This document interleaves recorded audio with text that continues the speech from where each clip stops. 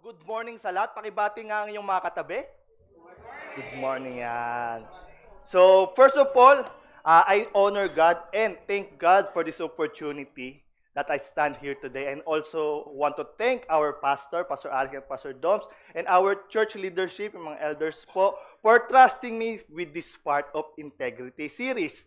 So, and syempre naman po, apart from the Holy Spirit, talagang wala po tayo dito sa harapan. Kasi ito pong preaching is not about performance. It's about partnership with God. So, siguro magdasal muna po tayo ng kaunti o maikli. So, Father in Heaven, we thank you po, Panginoon, sa umagang ito. Panginoon, gamitin niyo po ako bilang mouthpiece po, Panginoon. And Lord God, sa mga tao pong andito po, Panginoon, bigyan niyo po sila ng puso na handang makinig po, Panginoon. Panginoon, kayo na pong gumabay sa bawat isa po na andito. Maraming salamat po. Ito pong aming panalangin sa pangalan ni Jesus. Amen at Amen. So, yun po. Start po tayo. So, this past week po, we started a series about integrity. So, yung mga past week po, ito po yung mga ating mga naging topic po. Una po is Heart of Integrity, tackled by Pastor Dom. So, ito po yung mga natutunan natin, how or what integrity is talaga po. And then, last week po is from Pastor Alex naman po, integrity in leadership through Nehemiah's story po. So, integrity is easy. Easy nga ba talaga ang integrity? Sige nga. Kasi po, integrity ngayon parang ano na po parang nabibilital na siya or namamaliit na masyado. Or medyo iba na yung naging meaning ng integrity ngayon. Ano po ba yung mga usually pagdating ng mga eleksyon? Di ba? Ang daming pangako. Di ba? Ang daming mga sinasabi. But pag nandun na sa posisyon, wala na. Ayan po. So, usually, integrity is easy when life is comfortable. Di ba? Walang problema, walang pressure, pero ang totoong integrity po, church, ay lumalabas kapag umiinit ang sitwasyon. Di ba po? Dito po nalalaman. When you are tested, pressured, or threatened. Yung po, just like these three young men na ating pag-aaralan ngayong umaga po. So, kung paano sila tumayo na may integridad na galing sa Panginoon. So, kanina po habang nakikinig po ako dun sa ministering ni Doc Earl, sabi ko, pwede na ako hindi pala mag-preach. Yun na yun eh. Yun na yung message ko. Usually, yung po ang ating pag-aaralan. So, napakaganda po talaga, no? Yung Panginoon, yung paano yung Holy Spirit talaga, no? Mag-ano dito sa atin, mag-minister. So, isipin yun, hindi kami nag-usap ni Doc Earl about doon, no? So, these young men showed us what it means to stand. God for God, even it costs everything. And let's be honest, church. Today, we face the same temptation. This world is full of idols. Idols po doesn't mean lang po mga rebulto po. Pero ngayon po, no, kung mapapansin nyo, ang dami nang lumalabas ng mga bagong mga talagang, pati kung mapapansin nyo po sa ibang bansa po, especially in America po. Usually ngayon, sa mga school, pinagbabawalan lang po mag-pray. Yung po, pero hinahayaan nila magkaroon ng, meron po doon ng worshiping ng kay Satan. Meron. Ina-allow nila, but praying, but bawal. Pero yung pag-worship, kay Satan pwede. Diba? Isipin nyo, gano'n na po yung mundo na meron tayo. The world is full of idols. Hindi lang golden statue. Minsan golden phone. Minsan golden crush. Yan, sa mga kabataan dito. Yan. And golden pride. Yan. Golden work. Or golden lakad. Or gala. May gala ako eh. Or golden CD na nga para wala nang gulo at away. Diba? But integrity is choosing God. Even when it's hard. Just like Shadrach, Meshach, and Abednego, they stood even if it cost them their lives. Di ba po? Kahit buhay po ang nakapalit. So, ang title po ng ating pag-uusapan ngayon ay Integrity in the Midst of Fire, found in Daniel 3 po. So, yan po, our main verse po can be found in Daniel chapter 3, pero hindi na po natin ito babasahin kasi mahaba po. So, verse 1 to 19, if I remember correctly. So, medyo mahaba to. So, if you have time po, pwede nyo itong basahin sa pag-uwi nyo sa bahay, gawin yung devotion po. Napakagandang verse po, marami po kayong matututunan. Hindi lang po siya about sa mga temptation, mga struggle, marami po tayong matututunan dito. So, now that we understand what integrity looks like, lalo na kapag umiinit ang sitwasyon, yan, lalo po ngayon, lalo sa Pilipinas, pag mainit, no, sumasabay yung init ng ulo natin, no? Especially for sure, pagdating sa kalsada, dito medyo lumalabas to eh. Mainit na yung kalsada, mainit pa yung nangyayari. Lalo na kapag umiinit ang sitwasyon. makikita natin na hindi tayo nag-iisa sa laban na to. Kung mahirap maging faithful ngayon, church, sinisigurado ko, mas matindi pa ang pressure kina Shadrach, Meshach, at Abednego. Everyone bowed down, pero sila, hindi. Tumayo lang sila, nanindigan sila. The fire didn't create their integrity. It revealed it. And today, God also wants to reveal what's in our hearts. As we walk through Daniel 3, makikita natin step by step how integrity is tested, revealed, and rewarded. So, church, let's begin with our first truth. Sabi po dito, our point number 1 po, sabi, integrity is tested when the world demand compromise. Ano pong ibig sabihin nito? Sabi po dito, basahin po muna natin to. So, sa Daniel 3:4-6 sabi dito, then the herald loudly proclaimed, nation and peoples of every language, this is what you are commanded to do. As soon as you hear the sound of horn, flute, and cedar, lyre, harp, pipe, and all kinds of music, you must fall down and worship the image of the gold that King Nebuchadnezzar had set up. Whoever does not fall down and worship will immediately be thrown into a blazing flame. So, the king commanded everyone to bow down to the golden image. The entire crowd bowed except for these 3 men. So sometimes, church, meron bang mga ganito tayong na-experience when our friends demanded us something or our boss demanded us something na alam mong hindi acceptable sa mata ng Panginoon? Are you going to bow down or are you going to stood up for the Lord? Integrity means doing what is right even if you stand alone. So today po, example po natin yan. Sa office mo or sa school, sa barkada, ang bilis mag-bow down sa pressure, di ba? Sabi, kunyari, uy, okay lang yan. Lahat naman gumagawa nito eh. Uy, saglit lang. Hindi naman malalaman. Tayo-tayo lang. Secret lang natin. Uy, one time lang naman, promise. Tayo-tayo lang to. Pero, integrity says, even if everyone bow, I stand for God. Ngayon po, mahirap na po talaga yung ating, ano natin ngayong mundo talaga, no? Yung usually yung mga bagay na hindi ka aya-aya sa Panginoon, nano-normalize na. Ang daming bagay ngayon na normalize na. Meron nga po ako nakita sa Facebook dating post medyo matagal na to, before pandemic pa. Sabi doon, let's normalize teenage pregnancy. Kasi daw, blessing daw yun. Aba, nadamay pa si Lord Parang gumawa ka lang kalokohan, no? Di, gawin natin to kasi sabi doon sa verse, di ba, lahat ng mga ginawa ng kaaway, let's turn it for good. So, blessing to ni Lord. Di ba? Pandamay pa si Lord. Kasalanan ko pa ata yun, na blessing daw eh. So, ganun di ba? So, marami pong bagay ngayon na ninonormalize na bakit? Okay naman eh. Lahat ginagawa eh. Di ba? Compromise. Little by little. Maliit lang mag-uumpisa. And then, lalaki na. And then, after that, it became normal. Di ba? What are the practical application we can get with this? Sabi po dito, when everyone is doing it, but God says it's wrong. Yan, sa school, office, or normal lang mag-shortcut, manlamang, mangopya, o magsinungaling. Para mabilis, no? At minsan may isip mo talaga, lahat naman ginagawa, bakit ako hindi? Bakit hindi ko na lang din gawin? Diba? Kasi talagang okay lang naman pala eh. Diba? Baka ito na yung new normal. Sabi nga, diba? This is the new normal, diba? No? Kaya talagang, ngayon talaga matitest talaga tayo eh. Dami kasi ngayon, akala mo ngayon, normal na lang. Pero, when you read the Bible, yan, makikita nyo dito, ay, hindi pala tama yung ginagawa ko. Alam nyo po ba, yung before po ako maging Kristiyano, marami po akong bagay na akala ko okay lang. Na tama. Kasi sabi ko, normal lang sa lalaki siguro to. Siguro, for sure, lahat ng lalaki ginagawa to eh. So, baka normal lang. Created ni Lord this way. Yan, this way. But nung makilala ko ang Panginoon, sabi ko, ay, hindi pala normal yon. Addiction pala to. Struggle, temptation. Harang pala to. Kaya dapat po talaga, kaya totoong-totoo pong sabi sa Biblia, di ba? When you know the truth will set you free. Di ba? And who is the truth? Jesus Christ. Jesus Christ is the truth, the way, and the life, di ba? Siya po ang ating katotohanan. But, because of that, ang dami rin po ayaw sa katotohanan. No, they rejected the truth. Meaning, they rejected Jesus Christ.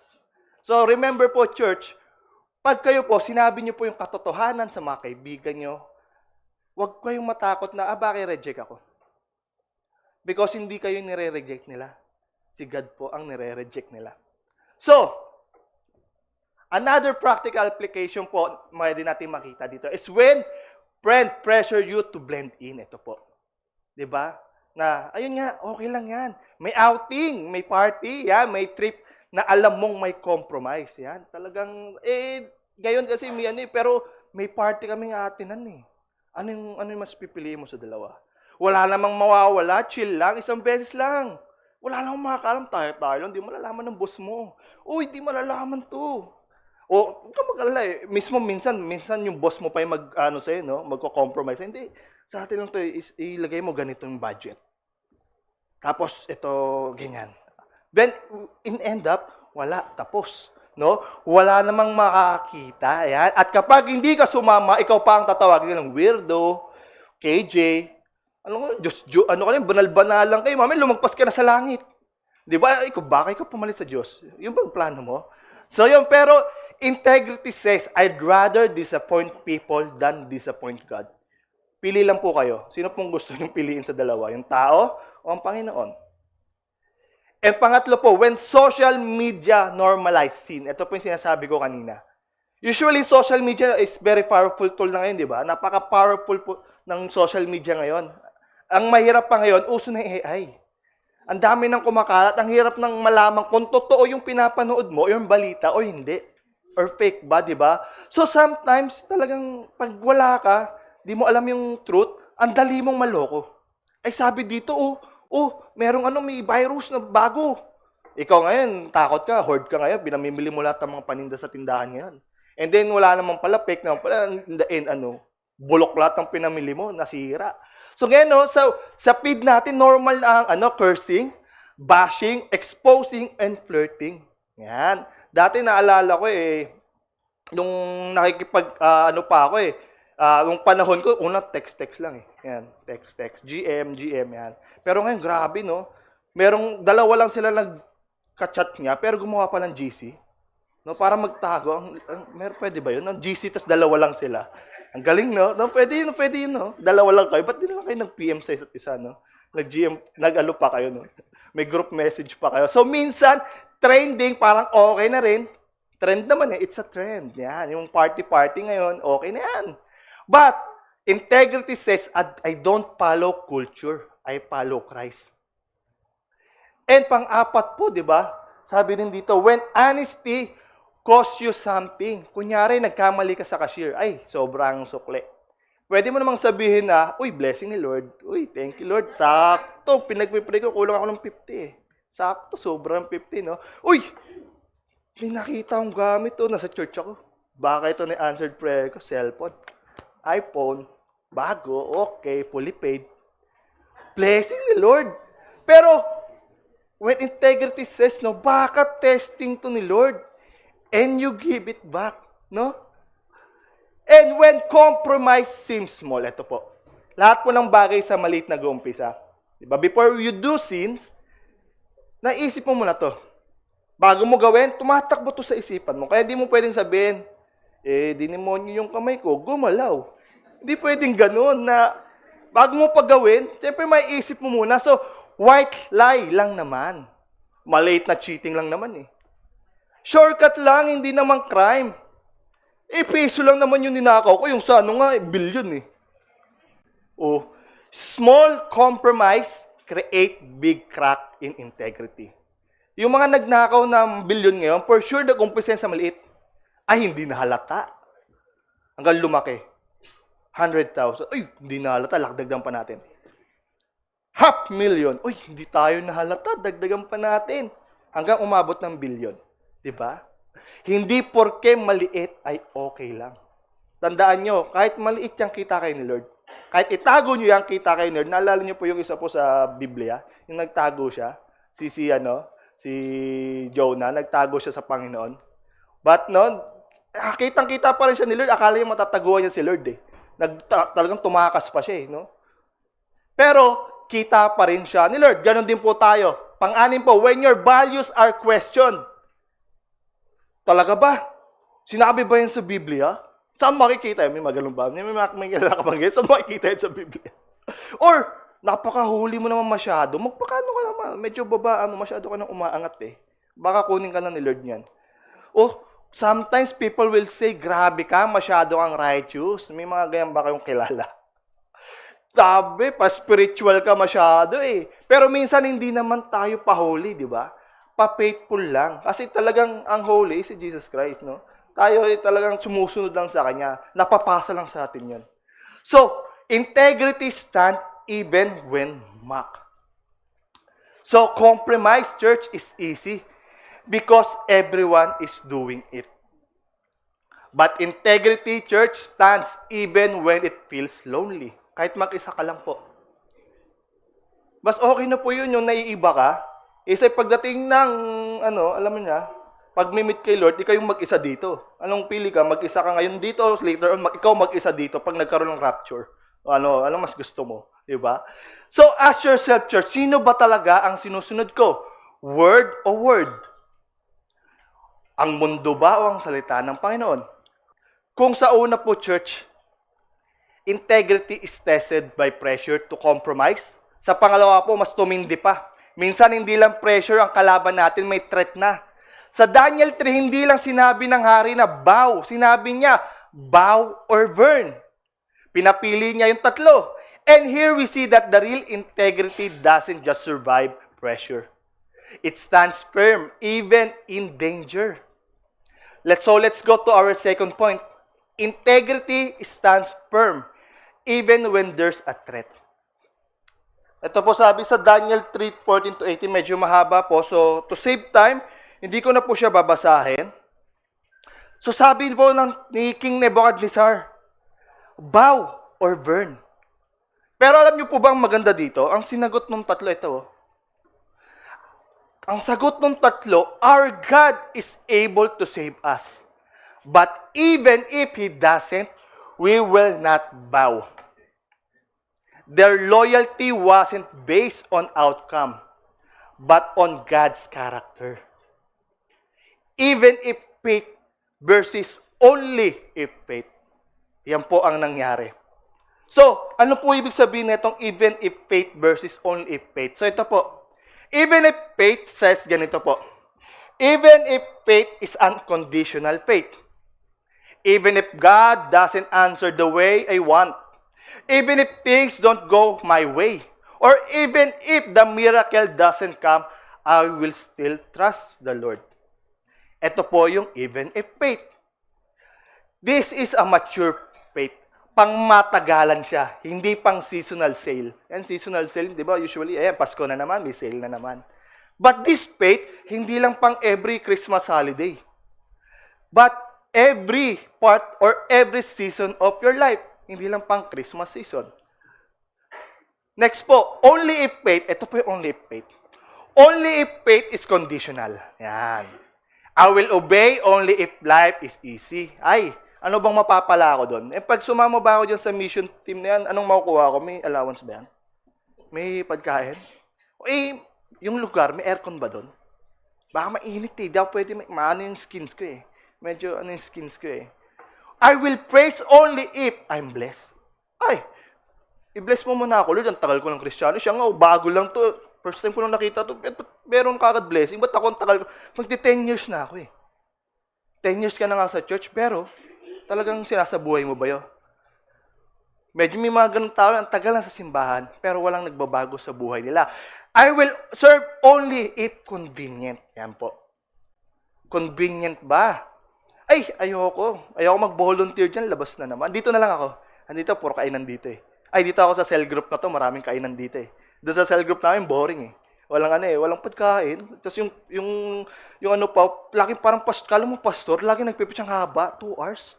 Gabi na kami natatapos eh. Diba? Gusto mo pa convenient lang? Problem po dito sa only if faith. Kung only if ang faith, mabilis uminit ang ulo. Kapag uminit ang problema, mabilis matapos. Parang pag di mo nagustuhan ang outcome, Lord, tagsiserve naman ako. Bakit ganito ang sagot mo sa akin? Lord, andito naman ako, bakit hindi mo binigay? Lord, ano ba? Ang tagal ko na. Asan na yung breakthrough? Yun po ang only if faith. So, in summary po, even if faith is equal to trust God no matter what, only if faith is equal to trust God only when life is good. Kung okay ang buhay. What are the practical ways po? So, bibilisan ko lang po dito. Number 1 po, when obedience will cost you relationships. Kung meron po bang masisira. Alam mo nang mali yung ginagawa ng barkada mo, cheating, lying, partying, na may compromise. At kapag hindi ka sumama, tatawagin kang KJ, Holy, Father, Pastor, or Pakipot. Hindi life or death, pero reputation mo ang nakataya. But like Shadrach and Meshach and Abednego, integrity says, even if iwasan nila ako, I still won't bow. Wala akong paki sa inyo. When your work integrity is tested, yan, sa mga trabaho po natin. Sa office, may co-worker ka nag-aya, gumawa ng shortcut. Pirma mo na yan kahit hindi pa tapos. Sama mo na ako sa attendance, late ako eh. Tama mo na ako. Report mo na lang kung okay na kahit hindi naman talaga. And you know, once you say no, baka ma-OP ka, mabash, or ma-label ka na pahirap. Ay, yan, si ano yan eh. Yung ano namin, manager namin. Ano yan? Sobra kasing ano eh. Kaya, huwag nga hayaan mo na yun. Layo tayo dyan. Masyadong ano yan, holy. Ay, hindi yung boss natin.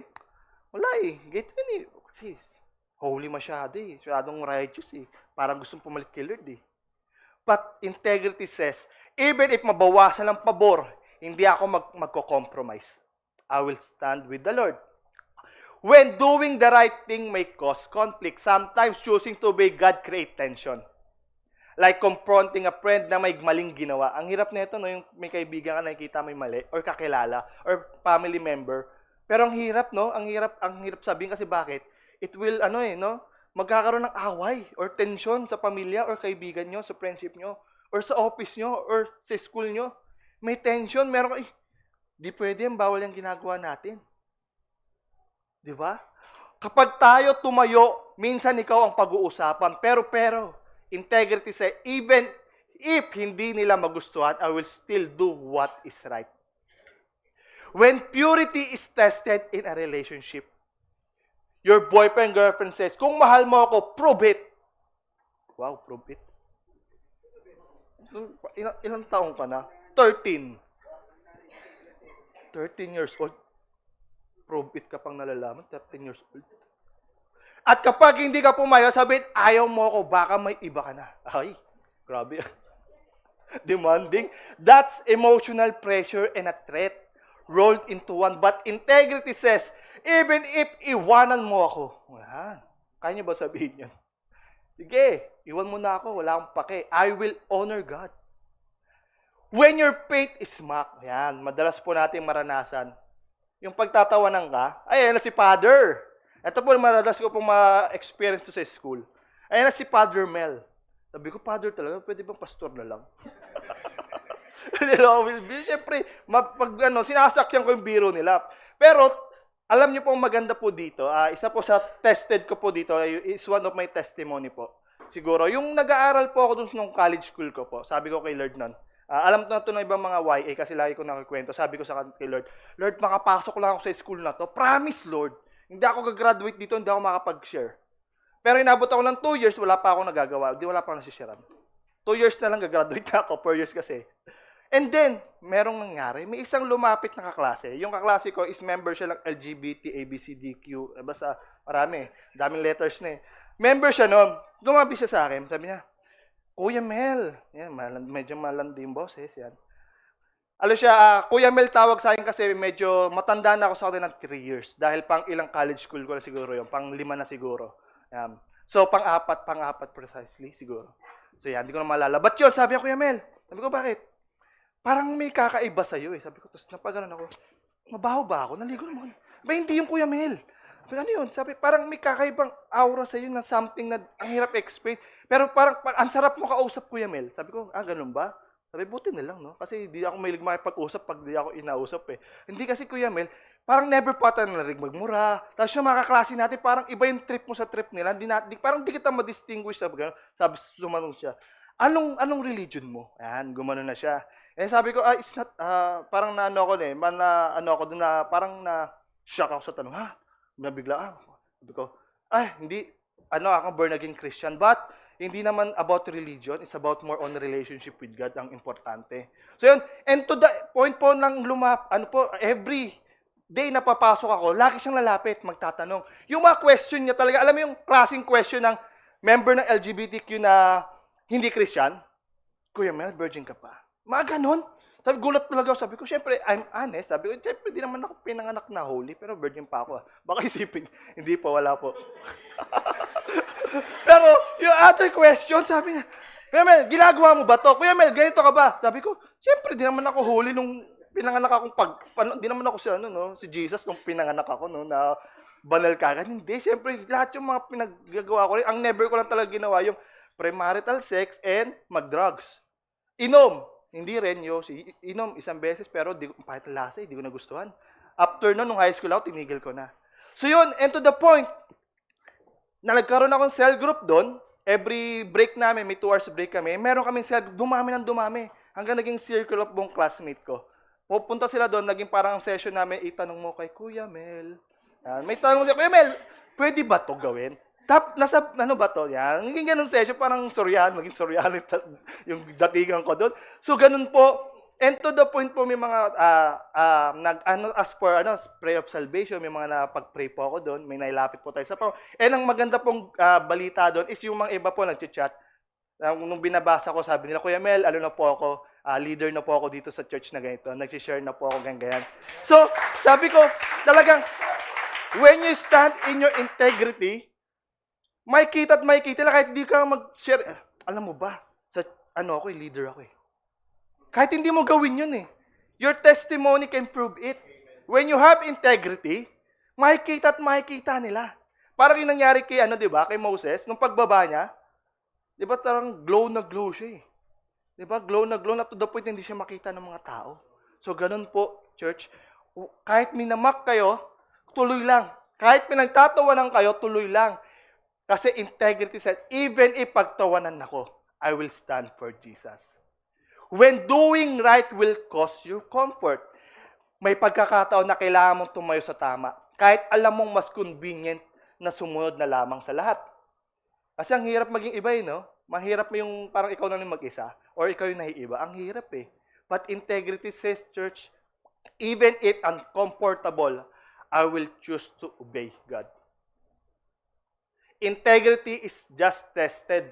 It's not just tested by temptation. It is tested by risk. But real faith stands firm even when there's something to lose. Kaya mo bang tumayo kung may mawawala sa'yo? Attend lang ako ng Sunday. Paano yun? Hindi ka makakasama, may swimming tayo. Masaya yun. Ngayon lang mangyari to. May camp tayo ngayon eh. Isang beses lang to, once a year, tapos sa ganitong lugar. Kasi may church kami, may cell group kami eh. Kaya mo bang tumayo kung may mawawala sa'yo? Kahit pwede bang mawala pati yung trabaho mo, kaibigan mo, or anything else, kaya mo bang tumayo doon? So after their stand, what happened? Hindi sila na-promote agad-agad. Hindi po na-promote yung 3 agad-agad. Ano pong nangyari sa kanila? Malalaman po natin mamaya. Hindi sila pinalakpakan agad. They were thrown into the fire. Isipin nyo, ikaw na yung sumunod sa Panginoon, ikaw pa yung mapapahamak. Parang isipin mo kay Lord, parang labo mo, Lord Sumunod ako sa'yo, bakit ako lang ngayon nasa ganitong sitwasyon? Bakit papasok ako sa apoy na yan? Bakit ako nandito, Lord? Sinunod naman kita. Bakit nawala sa akin to? Sinunod naman kita. Anong mali kong ginawa? And sometimes, ganun din. Obedience doesn't remove the fire. Minsan, mas lalo pa tayong dumadaan doon. Pero dito, papasok ang isa sa pinaka-powerful na truth. God may not remove the fire, but He will join you in it. Sasamahan ka ng Panginoon. Mas masarap sa pakiramdam yun, kasama ka ng Panginoon. So this leads us to our third point. Integrity is rewarded by God's presence in the fire. Sabi po sa Daniel 3, verse 24 to 25. Then King Nebuchadnezzar leaped to his feet in amazement and asked his advisor, weren't there 3 men that we tied up and threw into the fire?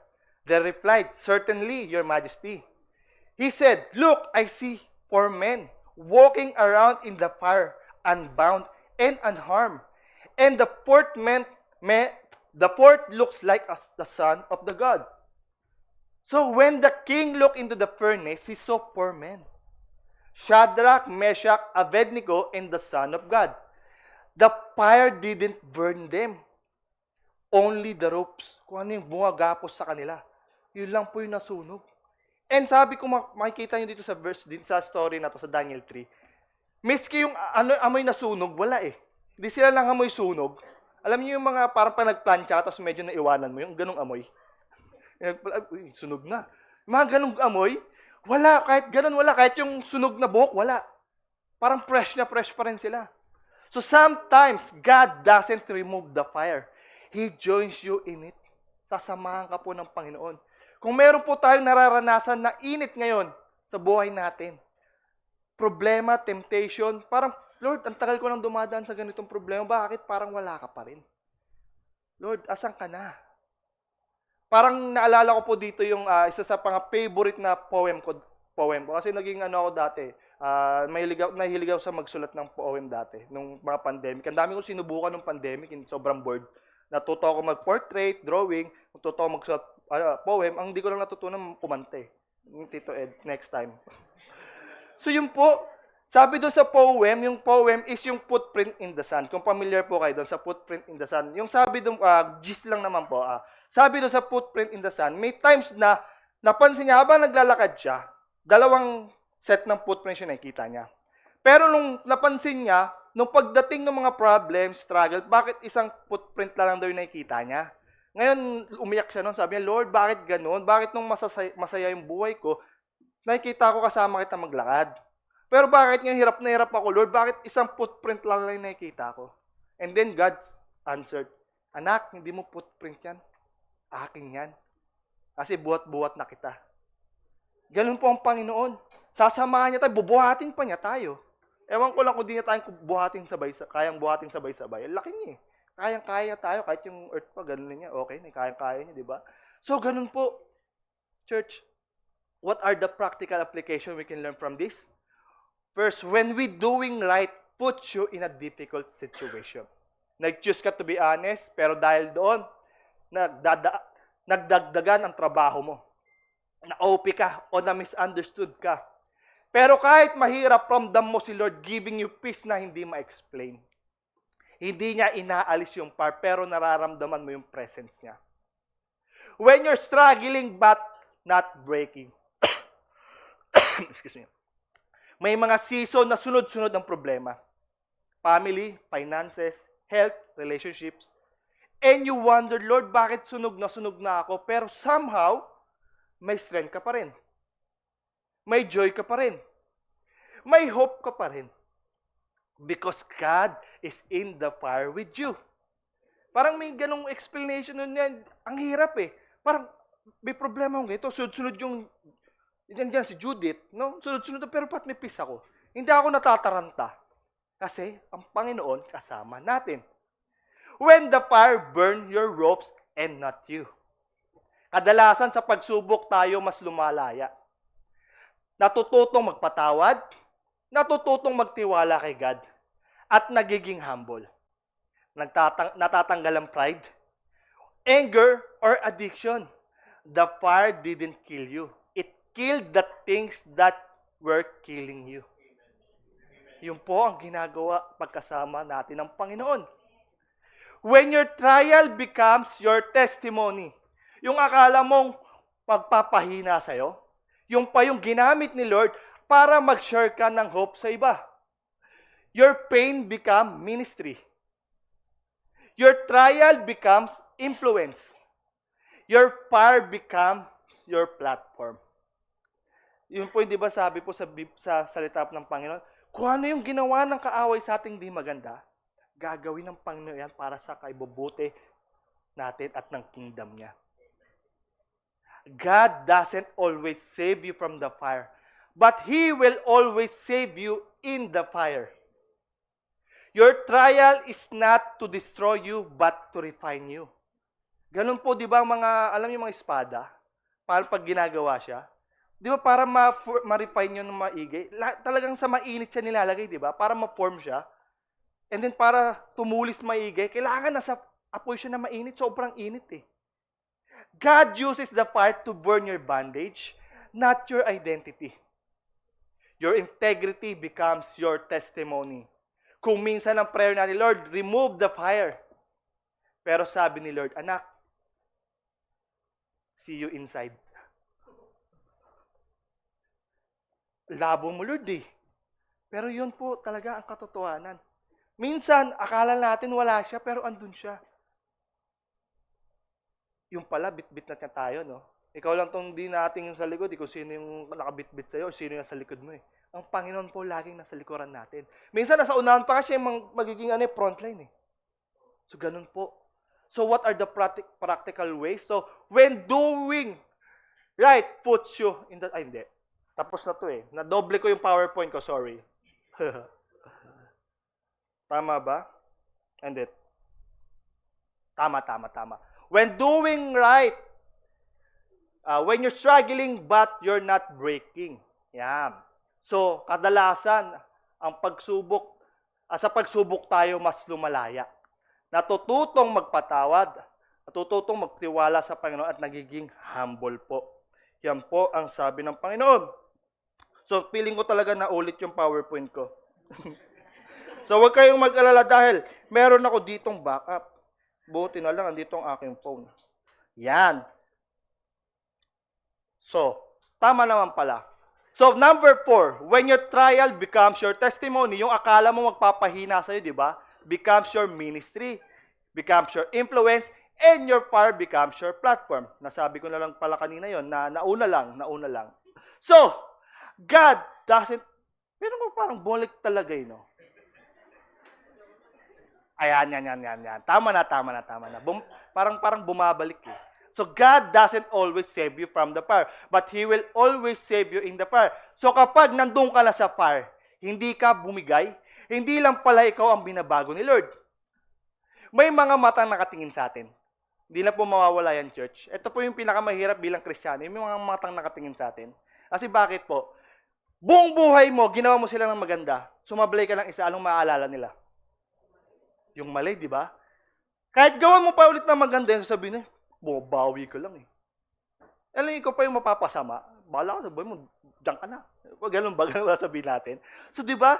Ito po yung pinakamahirap. Just like King Nebuchadnezzar, hindi naman siya believer, pero nung nakita niya yung faith ng tatlong lalaki, na bago ang pananaw niya sa Diyos.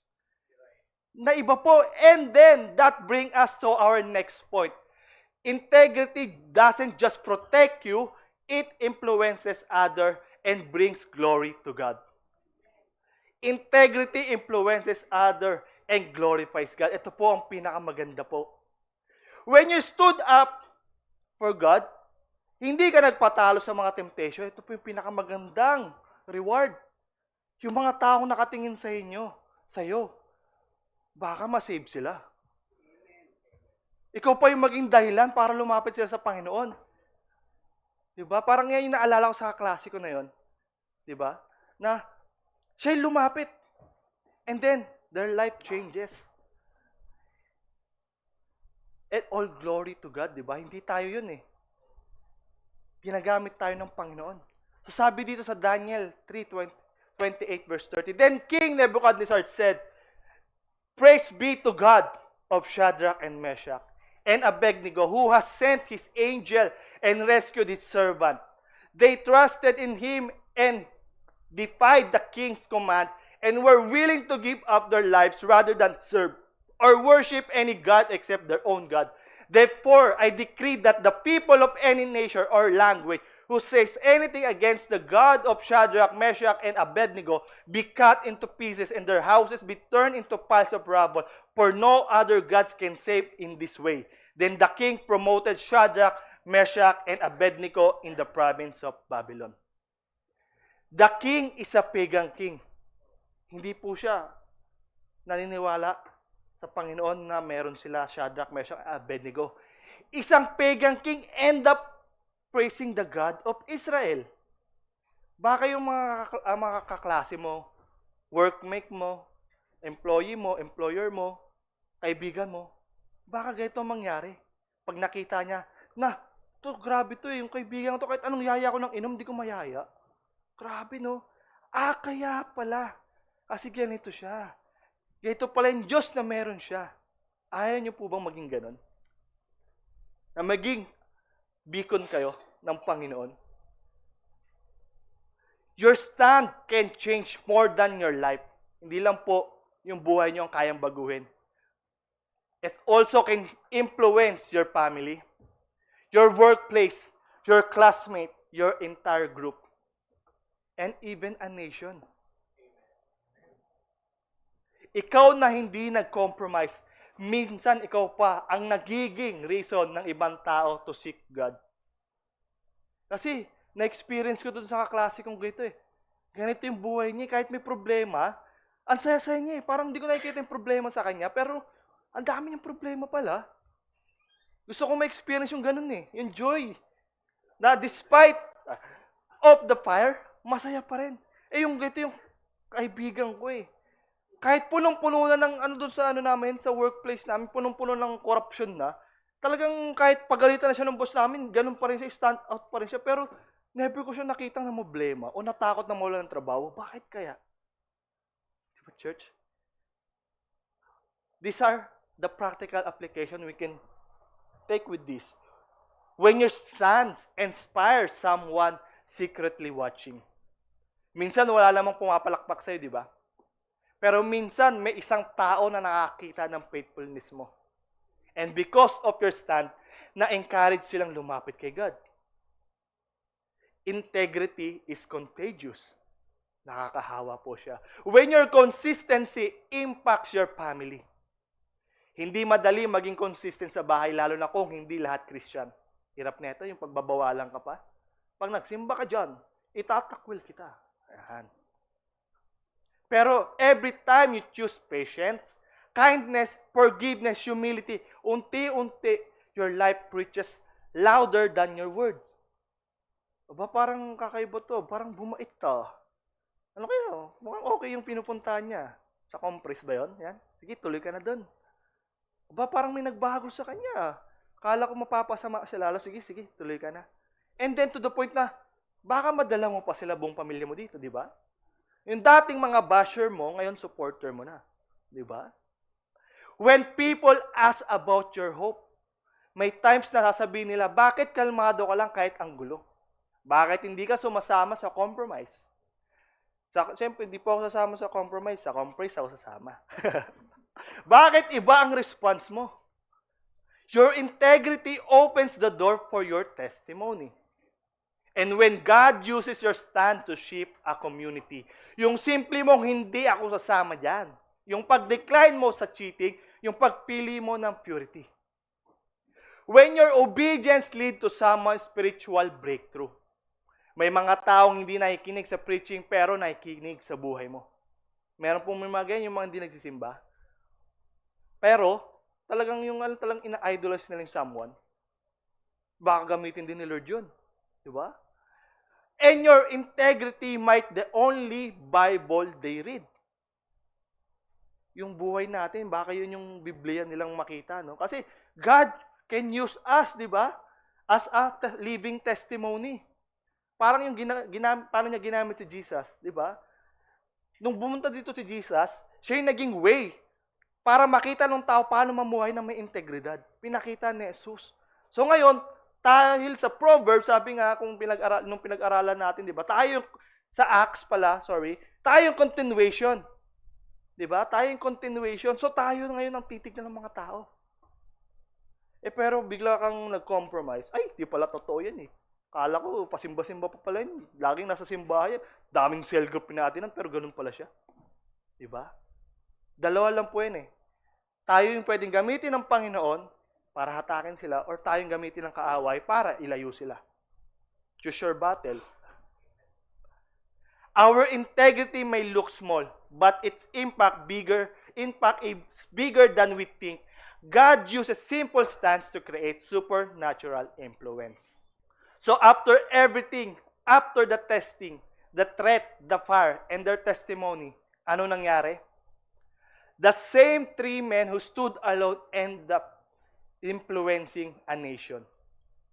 Buong nation po ang na-influence nila. Ganong kalakas ang integrity kapag hindi nagko-compromise. Now, as we close, balik tayo sa tanong. How about us? If the fire reveals who we really are, what is your fire revealing today? May napakagandang nangyari po sa Daniel 3 na madalas hindi natin napapansin. The moment na tumanggi sina Shadrach, Meshach at Abednego, na lumuhod, nag-shift ang buong kwento. Mula sa kapangyarihan ng hari, papunta sa kapangyarihan ng Diyos. Sa original Aramaic, inulit-ulit yung idea na they did not serve your gods. Ibig sabihin, hindi lang sila basta tumanggi. Kundi pinakita nila kung gaano talaga sila nabibilong. Hindi lang ito action, identity ito. Isa pa, ayon sa history sa Babylon noon, ang pagyuko po sa imahe ay hindi lang religyoso. Hindi lang po religious thing po yon. Ito ay political declaration. Parang oath of loyalty sa emperor.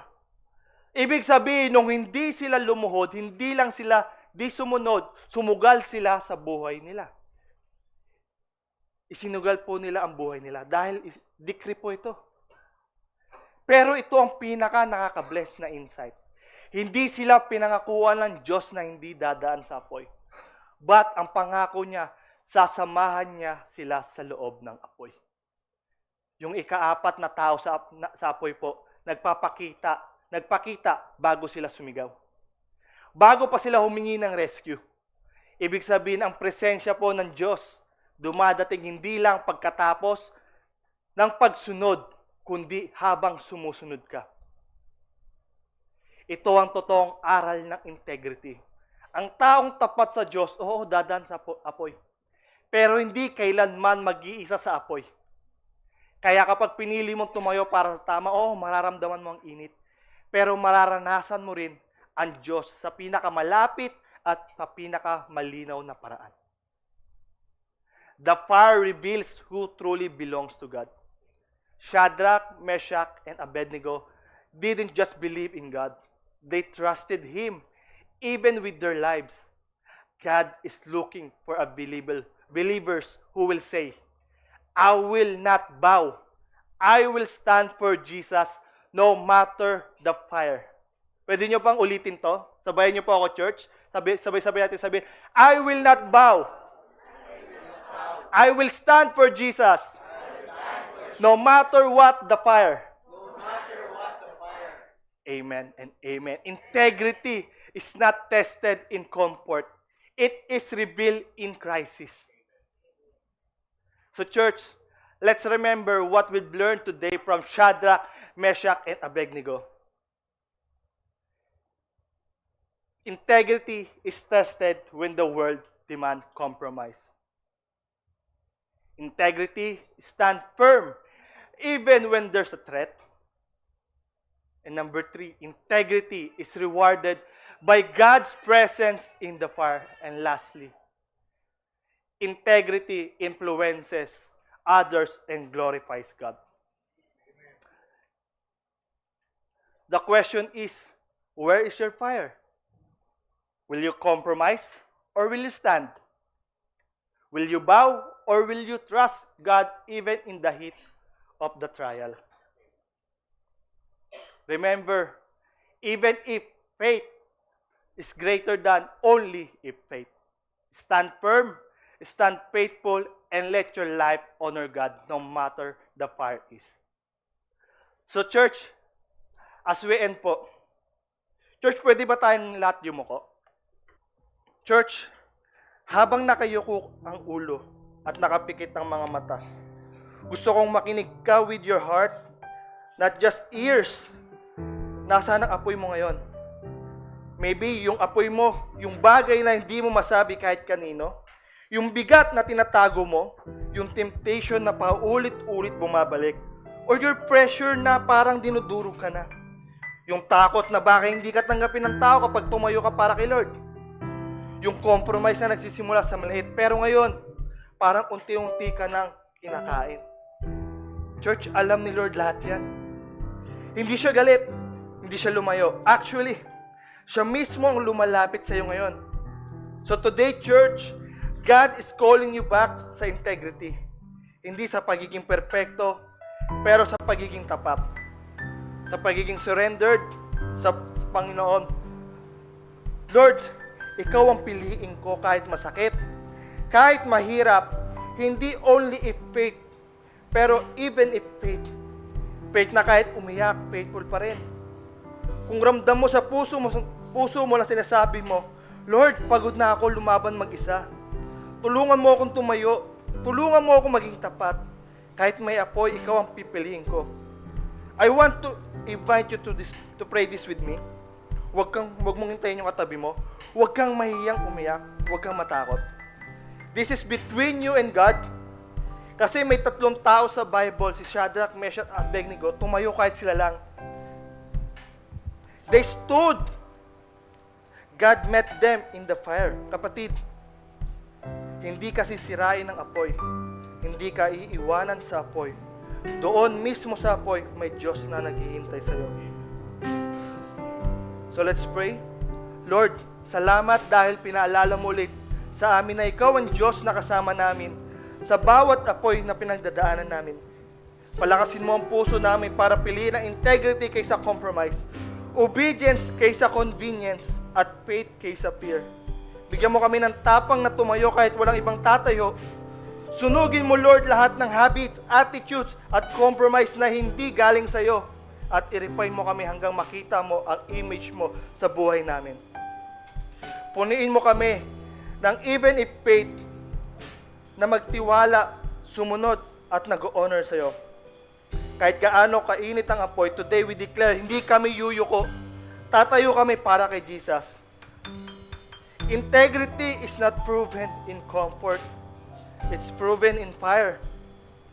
Anyone can worship when life is easy.